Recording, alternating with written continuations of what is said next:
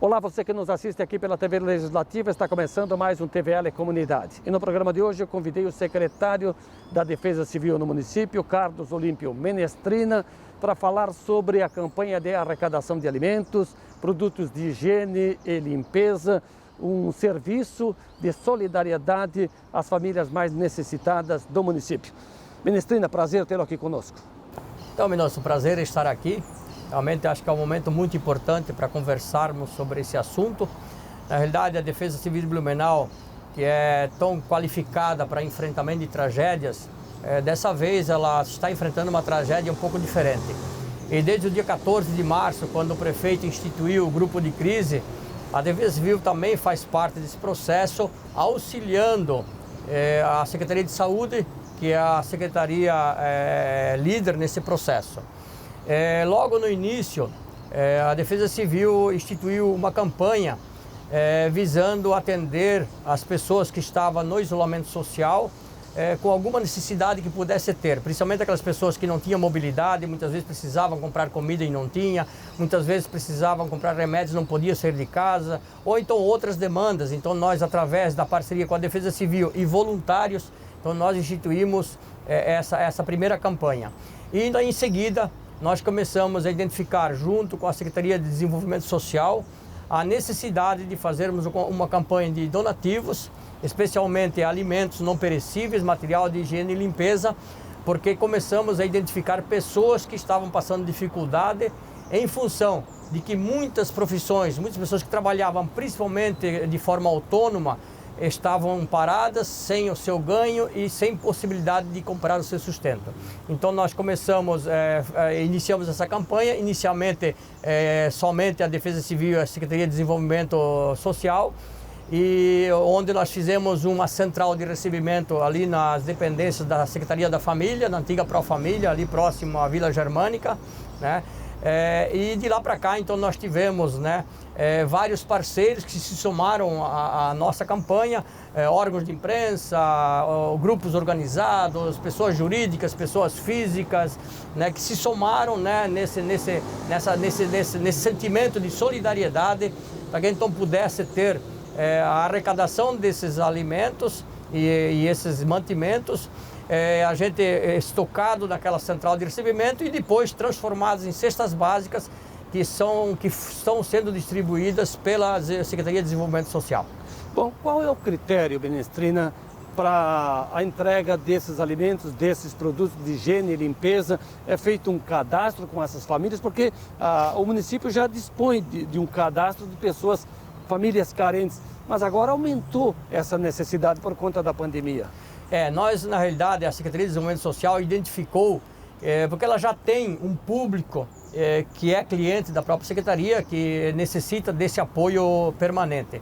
No entanto, apareceram famílias e pessoas que estavam fora desse cadastro, como eu disse anteriormente, pessoas que tinham seu sustento através do comércio isolado, muitas vezes autônomo, e não conseguiam mais desenvolver sua atividade. Então, para que fosse feita de forma bastante justa, a gente concentrou a distribuição exatamente na Secretaria de Desenvolvimento Social, porque ela, além de ter o cadastro, ela ficou responsável de fazer o cadastro das pessoas e das famílias necessitadas, fazer uma avaliação em loco, onde a família mora, e avaliar realmente essa necessidade existe verdadeiramente ou não.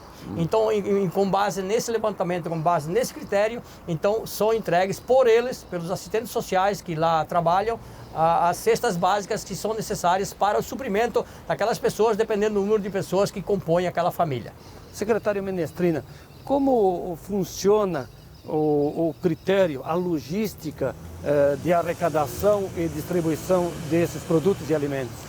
Bom, na realidade, qualquer pessoa pode fazer essa doação, tanto jurídica quanto física, a gente focou em alimentos não perecíveis, material de higiene e limpeza, e depois também foi agregado alimentação para cães, para animais, porque também junto com as famílias existiam animais e eles também estavam passando necessidade. Então são esses 4 itens que a gente focou, porque são exatamente os itens da relação humanitária né, de primeira base para exatamente o sustento básico da família e das pessoas e dos animais também, nesse caso. Quem é doador liga lá para a Defesa Civil, para a assistência social? Pode ligar para o 199, que é o telefone normal da Defesa Civil, conhecido por todo mundo. A gente orienta aonde fazer a entrega e se for uma quantidade mais expressiva, inclusive as viaturas da própria Defesa Civil, com os nossos profissionais da Defesa Civil, vão até o local, fazem a coleta dessa doação e entregam essa doação então na nossa central de recebimento, que é lá na Profamília. Bom, esse quadro funcional está devidamente orientado, né, seguindo as regras, inclusive de segurança sanitária. As regras de segurança sanitária, a ética, né? Porque por isso que nós estamos proibidos de fazer qualquer tipo de doação à Defesa Civil. A Defesa Civil ela atua como elemento primário exatamente no contato, na orientação e na busca, na coleta desses mantimentos. E são depois transformados em cestas básicas e depois quem faz a distribuição é a Secretaria de Desenvolvimento Social, com base no levantamento socioeconômico, com base no levantamento da necessidade efetivamente constatada. O senhor falou anteriormente, né, sobre o aumento na procura por esses donativos. Agora a Secretaria, especialmente a de Defesa Civil, ela tem experiência aí com outras tragédias, enchentes, enxurradas, enfim. Essa logística também meio que se adequou agora, né? Sim, na realidade essa logística em qualquer tragédia, ela existe, né? Evidentemente que nós estamos enfrentando uma tragédia um pouco diferente, onde o nosso inimigo, a nossa demanda e o nosso embate às vezes é um pouco invisível, né? Mas essa demanda da solidariedade, que é natural, faz parte já do povo de Blumenau, né? Porque quando Blumenau, eu sempre digo, historicamente ela é conhecida por vários fatores e um deles também são as enchentes, e desde a sua fundação ela passou a esse enfrentamento, passou a ter essa problemática, e nós sempre recebemos muita solidariedade do Brasil e do mundo. E o blumenauense também se transformou num grande solidário. E quando pode, ele também faz essa ação humanitária de doação, de ajuda ao próximo, né? De realmente fazer com que a pessoa que está necessitada, ela possa ter o seu sustento básico. E esse chamamento feito pelo senhor, a Defesa Civil, a assistência social do município, está sendo aceito e a gente percebe mais uma vez a solidariedade do blumenauense. É incansável o número de telefonemas que nós estamos recebendo de vários órgãos, vários grupos organizados, várias pessoas físicas e jurídicas, né, querendo fazer doações, né, querendo ajudar, querendo compartilhar esse momento difícil que Blumenau, mas o Brasil e o mundo está enfrentando, né, exatamente para poder fazer com que essas pessoas tenham um pouco de dignidade, né, na manutenção do sustento das famílias, dos filhos, dos pais, dos avós. Né? Isso é extremamente gratificante para nós como Defesa Civil, porque nós lidamos isso permanentemente, mas quando a gente nota que o afloramento desse sentimento solidário por parte das pessoas é tão grande, a gente fica às vezes até emocionado, né? Porque a gente sabe que ninguém vai ficar sem necessidade ou sem alimentação ou sem algum elemento necessário à sua sobrevivência, porque o povo de Blumenau está sempre pronto a ajudar a quem precisa.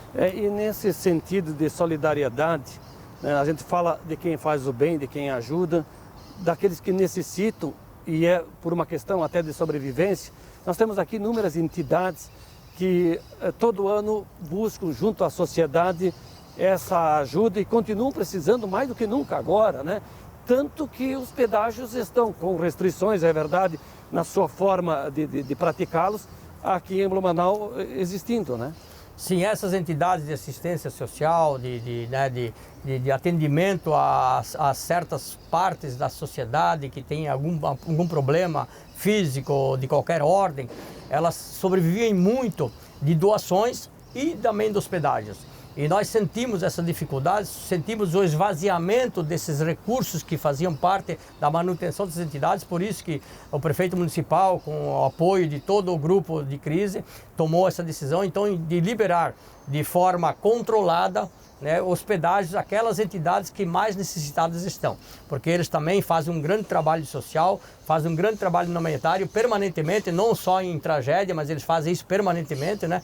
Então por isso que nós temos também que dar todo o apoio, todo o suporte a eles para que eles possam voltar a fazer a sua ação social, pelo menos de forma mínima possível.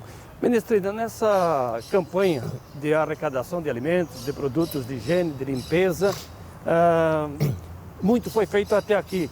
E o trabalho continua porque não há uma previsão da vida voltar à normalidade, né? Nós temos ainda, acredito, alguns meses, né? Apesar de que a situação de Blumenau está até bastante tranquila, mas nós não podemos olhar só para Blumenau, nós temos que olhar para o estado e para o Brasil. Na verdade, o Brasil vai voltar à normalidade, Blumenau vai voltar à normalidade quando o Brasil começar a voltar à normalidade, e por isso a gente não sabe ainda dimensionar quanto tempo vai, e por isso nós precisamos que essas entidades que fizeram essas campanhas, essas pessoas que fizeram essas doações continuem fazendo, porque podemos até estar começando a voltar a uma condição de normalidade, mas até voltar à sua plena normalidade do que estava antes vai demorar bastante, e essas pessoas, essas famílias vão precisar muito do nosso apoio, muito desse apoio desses alimentos, desses materiais de limpeza e higiene, dessa alimentação para os cães, porque eles precisam se manter no mínimo, na condição mínima possível, para que quando derem, então eles possam voltar novamente a proporcionar o seu próprio sustento. De novo, Ministrina, quem estiver nos assistindo e nesse momento resolveu contribuir com a campanha, como faz? Pode ligar para o telefone 199, que é o telefone da Defesa Civil, que nós imediatamente encaminharemos alguém para fazer a coleta ou então orientaremos para onde levar a doação, que é extremamente importante e é fundamental que isso aconteça para que a gente possa então atender essas pessoas e essas famílias. Nessa época do ano é comum a campanha do agasalho. Nessa campanha de arrecadação de alimentos, de produtos, agasalho é bem-vindo ou não? Não, nós não estamos focando em roupas. Isso a própria assistente social está fazendo uma campanha paralela, porque nosso foco é a manutenção da vida através da subsistência das pessoas, que é a alimentação, que é a higiene, que é a limpeza, né? Por isso que nós não estamos misturando muito, até porque quando tu falar em roupa é muito complexo, precisa uma estrutura, uma logística muito grande, porque muitas vezes vem coisa boa, vem coisa ruim. E nesse momento nós estamos todos imbuídos exatamente no enfrentamento ao Covid, né? E também na arrecadação e na centralização e arrecadação desses mantimentos de subsistência humanitária para as pessoas que estão necessitadas. Ministrina, muito obrigado, hein? Eu que agradeço e me coloco à disposição, e volto a repetir, as pessoas que podem, as pessoas que querem, liguem para o 99 e se coloquem à disposição, que teremos o maior prazer em conversar e ir até vocês e buscar essa doação para que a gente possa então, através da Secretaria de Desenvolvimento Social, fazer a distribuição e atender essas pessoas, essas famílias que só estão necessitadas. Entrevistei o coronel Carlos Olímpio Menestrina, responsável pela Defesa Civil em Blumenau, numa parceria com a assistência social do município, desenvolve a campanha de arrecadação de alimentos, produtos de higiene e limpeza, nessa campanha de solidariedade e de ajuda ao próximo em tempos de pandemia. Nós vamos a um breve intervalo. Fique ligado porque logo, logo estaremos de volta com o TVL Comunidade. Até já!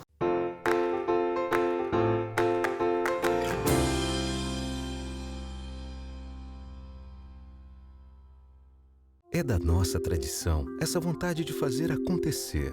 Todos os dias, todas as horas, conseguimos fazer da tristeza a nossa superação, das conquistas o nosso objetivo. A Câmara Municipal faz parte dessa história, na fiscalização e na promoção de um debate contínuo com a nossa sociedade. Acompanhe as atividades do Legislativo no site e exerça hoje e sempre sua cidadania. Câmara Municipal de Blumenau, fazendo parte dessa história.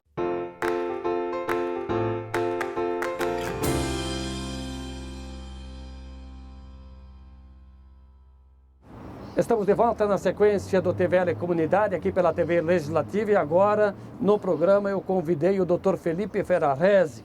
Ele é advogado especialista em condomínios. Dr. Felipe, prazer tê-lo aqui conosco.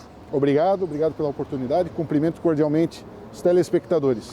Agora nós estamos vivendo uma crise, a crise da pandemia, trabalhando em casa, as crianças que são estudantes estão em casa também. Então o volume de pessoas no condomínio aumentou consideravelmente todos os dias. Como é que se lida com isso? Não é tão fácil, primeiramente porque é uma situação excepcionalíssima que estamos atravessando. E a palavra principal, tanto para o síndico, para os gestores do condomínio, para o conselho, para os moradores, para os condôminos, é o bom senso. É você, nesse momento, mais do que nunca, observar o seu colega, o vizinho, e perceber que aí você tem que tomar mais cuidados ainda com relação às suas interferências, ao modo de comportamento, porque a realidade, de um modo geral, já mudou e não poderia ser diferente dentro do condomínio. Então, essas ações que antes se costumava ter, até porque se tinha um pouco mais de tranquilidade, as pessoas estavam no trabalho e não estavam no condomínio, agora não, agora nós temos as situações de home office, os filhos não estão tendo aulas presenciais, existem as limitações das áreas comuns, do uso de academia, salão de festas, então a impressão que as pessoas têm é que estão enclausuradas, mas nem por isso elas podem deixar de cumprir com as regras condominiais e também das questões de direito de vizinhança. O senhor tocou num assunto importante, o uso da área comum do condomínio. Tem a piscina, em alguns casos, tem o salão de festas, que não se pode ter festas agora, mas lá na academia o morador entende que pode-se sozinho praticar o exercício físico. E aí, como é que o síndico, a síndica, lida com isso? O que eu tenho acompanhado nos condomínios em geral é o seguinte, alguns síndicos procuraram fazer um regramento de utilização da academia de uma forma que haja o distanciamento, o mínimo de pessoas possíveis em determinados horários e, claro, com a higienização depois do ambiente, para assim evitar, mantê-las acessíveis, essas áreas, e também oportunizar assim aos condôminos um pouco do uso da área comum. Aquelas situações em que isso foi possível, que teve um retorno positivo e principalmente que os condôminos seguiram à risca essa exceção criada dentro do condomínio, tem ocorrido com certo sucesso e levou aí à conclusão de que essa pequena flexibilização foi possível, principalmente, de novo, por conta de todos os condôminos terem cooperado e seguido as regras ali especificamente estipuladas. Por outro lado, eu já vi condomínios onde o síndico tentou também fazer essa abertura, mas simplesmente não teve aí o cumprimento por uma parte dos condôminos, vindo aí a ter aglomerações, vindo a não ter a higienização, enfim, os cuidados não estavam sendo tomados. Então, nesse caso, o que o síndico teve que fazer? Voltar atrás e restringir totalmente. Pois é, doutor Felipe, e o limite, até onde vai do síndico, da síndica, no momento em que não se pode, por exemplo, realizar a assembleia, porque a assembleia é que decide as regras do condomínio. Exato. Tratando especificamente das assembleias, por uma questão óbvia da situação de aglomeração, elas estão suspensas. Via de regra, os mandatos dos síndicos estão prorrogados também até segunda ordem, e o que muito acontece é que várias decisões acabam sendo tomadas geralmente por grupos de WhatsApp, que é a comunicação mais simplificada que se tem nos dias de hoje. Então, o síndico, ele tem sim condições, até jurídicas, de se impor sobre as restrições. Essas reformas, por exemplo, necessárias e urgentes? Sim, Minosso. Quando dentro da unidade se constatar uma situação de emergência, estourou um cano ou alguma outra situação que demande uma atenção imediata, então cria-se aí uma possibilidade, uma exceção de que se faça o reparo lá, o conserto de forma imediata pelo condômino. É importante que o condômino antecipadamente avise o síndico, aconteceu essa situação dentro do meu apartamento e eu preciso rapidamente conter, que seja o vazamento, por exemplo. E também, sobre essas questões relacionadas ao convívio dos moradores, principalmente a questão do barulho, as pessoas dentro do condomínio têm a falsa impressão, muitas vezes, de que o horário do silêncio é das 10 às 5 da manhã, das 10 da noite às 5 da manhã. Isso é uma falácia, isso é uma falsa impressão. O silêncio ele deve ser mantido sempre na sua integralidade, às 24 horas por dia e principalmente nesse horário. Mas em nenhum momento ele deve ser amenizado ou que então a pessoa possa se utilizar desse argumento raso, no sentido, eu posso escutar uma música mais alta, não tem problema se os meus animais de estimação lá, se o meu cachorro está latindo muito. Não. Condomínio é o mesmo que coletividade. E aí a gente tem que respeitar as regras de uma forma coletiva e também tentar criar dessa forma um ambiente mais harmônico possível. Em resumo, é o respeito, o bom senso. Exato, porque muitas vezes a gente se depara com situações em condomínio onde o condômino pretende ir lá tirar satisfação ou até às vezes o síndico complica mais a situação tomando partido de um ou de outro. Essa convivência acaba exigindo isso. Às vezes nós como moradores, e eu me insiro dentro desse contexto, eu resido num condomínio também, a gente quer fazer cessar às vezes muito com algum tipo de sanção, né? Multa, vai lá brigar, vai se utilizar de outros meios coercitivos para fazer cessar na marra. Só que é importante que os síndicos, os gestores tenham esse primeiro passo amigável, mas também sabemos, não podemos excluir aí em diversas situações onde o condômino simplesmente não faz a parte dele e continua insistentemente incomodando os demais, aí chega a um ponto que também o síndico não tem ao que se socorrer a não ser a aplicação de multas e algumas penalidades condominiais. Doutor Felipe, em Blumenau está em vigor desde 2017 a lei que dispõe sobre a habitação de cães e gatos em apartamentos, residências que fazem parte de condomínios, né? Na cidade de Blumenau, lei do vereador Bruno Cunha. E aí eu te faço a pergunta sobre a questão, o senhor já falou por alguns instantes aí da relação dos cães, que por vezes latem, acabam atrapalhando, fazendo barulho, né, e atrapalhando a vida do morador. A convivência com os pets. Antes mesmo de entrar nesse assunto, é importante que o condomínio tenha um regimento interno bem redigido, né? Às vezes, com uma boa redação e com regimento interno atualizado, essas questões relacionadas ao pet você consegue determiná-las de uma forma até mais clara para todo mundo. Porque tem muitas perguntas, né? O meu animal, quando meu cãozinho lá, estou descendo na área comum, pode ir sem coleira, obrigatoriamente tem que ir no colo, o que eu posso fazer, de que posso ter quantos cães eu quiser dentro de casa. Então, o condomínio se antevendo e fazendo um regimento interno com regras específicas para a questão dos pets e bem detalhadas e também nada de forma desproporcional, pelo que eu tenho visto nos condomínios, acaba ajudando muito, porque o regimento interno é uma norma e vai ser dado conhecimento, cumpra-se nesses termos, né? Agora, em se tratando dos pets e da sua convivência, as questões relacionadas ao barulho é o campeão dos assuntos, né, que se tem aí em discussão. E acaba tendo a mesma analogia de tratamento com o barulho produzido por nós, né, pelos condôminos. Mas o importante salientar ali dos pets é que as regras de transporte ou até mesmo de que forma eles transitam no condomínio sejam regradas, né? É importante que o síndico até pode, mas que se tenha a disciplina de que ele possa exigir a carteirinha de vacinação desses animais para evitar vetores de outras doenças dentro do condomínio, porque é a saúde de todo mundo, né?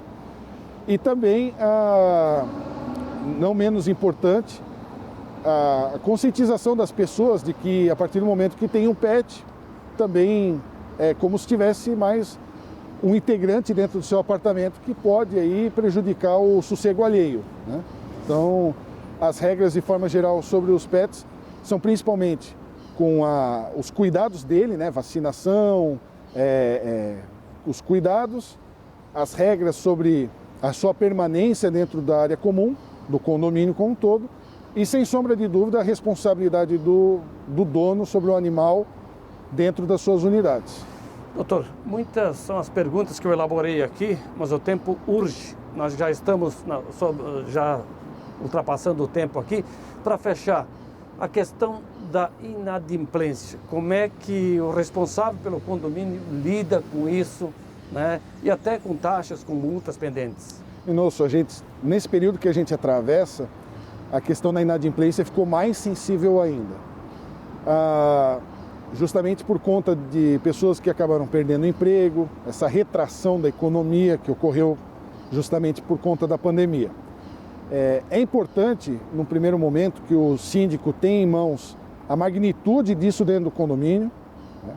É importante separar que os débitos, a inadimplência antes da ocorrência dessa pandemia é uma coisa, e a inadimplência durante a pandemia, ou no início da pandemia, vamos estabelecer aí por volta de março desse ano, é uma situação aí que deve ser tratada de uma forma excepcional.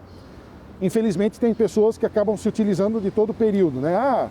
Já vinha com retrospecto de inadimplência e quer simplesmente utilizar do momento para encontrar justificativa. Não é o correto.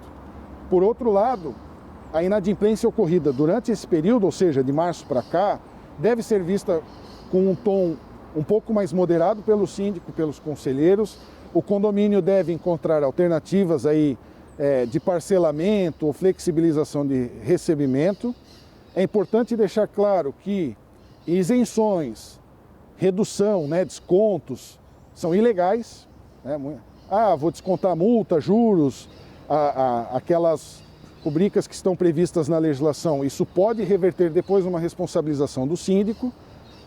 E uma outra situação que tem ocorrido também sobre inadimplência é que alguns condomínios possuem aí um fundo de reserva razoável. Que pode ser utilizado nesses casos. E aí eles acabam decidindo por utilizar esse fundo de reserva para cobrir as despesas, ou às vezes, como eu vi, situações para liquidar a inadimplência e depois tentar cobrar de uma forma. Isso é extremamente perigoso. É possível, mas o síndico, juntamente com o administrador e com os conselheiros, precisam ter bastante cautela para mensurar o quanto que vai se utilizar desses valores e se isso depois, logo mais, não vai faltar para a gestão financeira do próprio condomínio. Porque se você simplesmente utilizar toda essa arrecadação e depois numa emergência precisar, aí você vai ter a falta do dinheiro e ainda os reflexos da situação dessa pandemia no aspecto financeiro. Então pode faltar nos dois lados. Muito cuidado na utilização desses recursos, porque às vezes uma forma um pouco indiscriminada de resolver um problema certamente vai prolongar outros problemas até para depois da pandemia. Doutor Felipe, muito obrigado, hein? Agradeço mais uma vez o convite. Um abraço a todos os telespectadores. Felipe Ferrarese, advogado especialista em condomínios, participou conosco aqui do programa TVL Comunidade. A você que nos deu o privilégio da audiência, muito obrigado e convido para a próxima edição do TVL Comunidade. A todos, um grande abraço e até a próxima.